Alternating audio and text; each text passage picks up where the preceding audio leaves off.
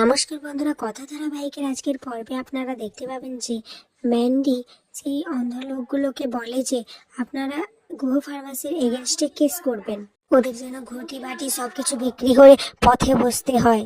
এদিকে কথা তখন বলে, কি ব্যাপার, ডান চোখটা নাফাচ্ছে কেন? তাহলে কি কোনো বিপদ আসতে চলেছে? তাহলে কি কর্তা দাদুর কথাটাই ঠিক, এই গুহ বাড়িতে আবার কোনো বিপদ আসতে চলেছে? তখনই দেখা যায় নিউজ চ্যানেলে গো ফার্মাসির নামে আবার লোকে যাচ্ছে তাই করে বলছে। সেখানে বলা হচ্ছে যে গো ফার্মাসির শেয়ার পতনের মুখে, প্রতিটা মুহূর্ত তাদের কাছে খুবই ইম্পর্টেন্ট। এখন কথা বলে এভাবে চলতে থাকলে সত্যি যে কি হবে কে জানে। ঠিক তখনই পিসি আসে, পিসিয়াকে দেখে কথা বলে, পিসি আমি আর কিছু ভাবতে পারছি না, চোখের সামনে সবকিছু শেষ হয়ে যাচ্ছে। তখন জুনি আসে, জুনিকে দেখে কথা বলে, কর্তা দুটোর কথাটা একবার ভাব, কি যাচ্ছে মানুষটার মধ্যে দিয়ে, আমি তো কোনো আশার আলোই দেখতে পাচ্ছি না। এদিকে কর্তা দাদু এসব নিউজ দেখে তো খুবই ভেঙে পড়েছেন, বলছেন ঘন্টায় ঘন্টায় শেয়ার পড়ছে।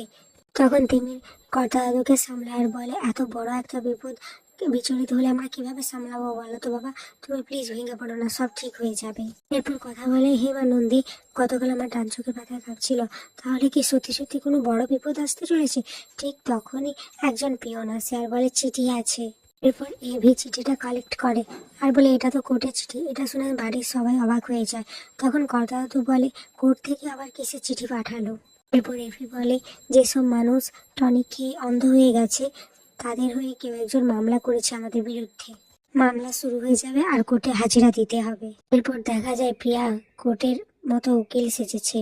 তখন কথারা সবাই মা আনন্দের কাছে প্রার্থনা করতে থাকে যে প্রিয়া এই প্রথম নিজের কেস লড়তে চলেছে, ওকে শক্তি দিও মা, ও যেন নিজের কাজে সফল হতে পারে, ওকে মনোবল দাও মা, কর্তা দাদুকে যেন আমরা রক্ষা করতে পারি, এই পরিবারকে রক্ষা করতে পারি, শক্তি দাও মা, জয় মা আনন্দী। এরপর কর্তা দাদু বলতে থাকে, এই নবীন প্রজন্মকে আমি একসময় বলতাম, এভাবে হেলায় জীবন কাটিও না, বড় হও, মানুষ হও। তারা যে কবে বড় হয়ে গেল আমি সেটা বুঝতেই পারলাম না। ওদেরকে তুমি সাহস দিও মা, শক্তি দিও মা, ওরা যেন ওদের জিততে পারে, আমার কথা মা, যেন যে লড়াই নেমেছে সেটাই যেন সে জিততে পারে। আর তোমার যদি মনে হয় তোমার এই ভক্ত সৎ, তাহলে তার দিকেও একটু দেখো মা।